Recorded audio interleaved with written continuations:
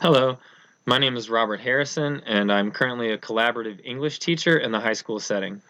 So, based on my current role, I said that I'm working on doing ABA. I scored a 5 out of 7 on this self assessment.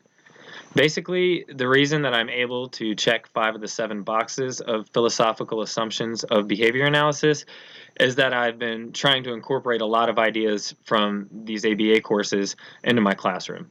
Like, for example, I recently started a data collection procedure for specific behaviors for some students across different settings.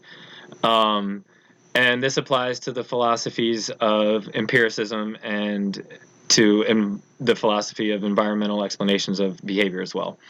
So that checks 2 of the boxes there. And similarly, I have used a number of techniques for differentiated instruction and for universal design for learning in my classroom.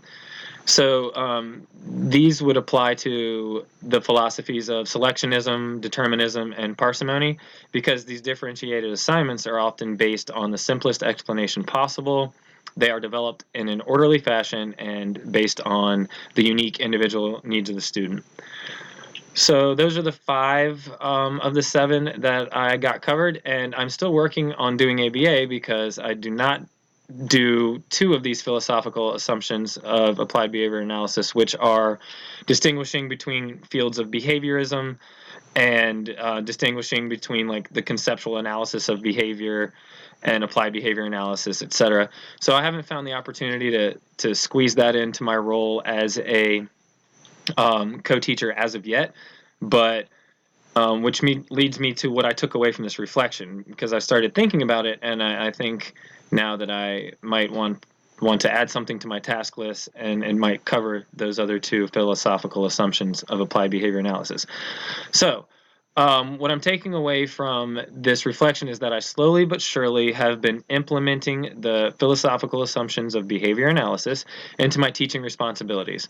Furthermore, I have shared such philosophies and resources with colleagues who are incorporating them into their instructional techniques and classrooms as well. Because of this, I would add to my list of work tasks and duties that I also disseminate accurate and helpful information about the science of behavior to school staff. I can already tell. I just get really excited when I read something relevant, and I tell my colleagues, and for example, something like avoiding coercive practices, and I can already see that it's really having a positive impact on my co-teachers at least. So this additional task and duty that I add to my list could help me incorporate some of those philosophical assumptions of behavior analysis that I'm not currently doing, and I think that's a win-win.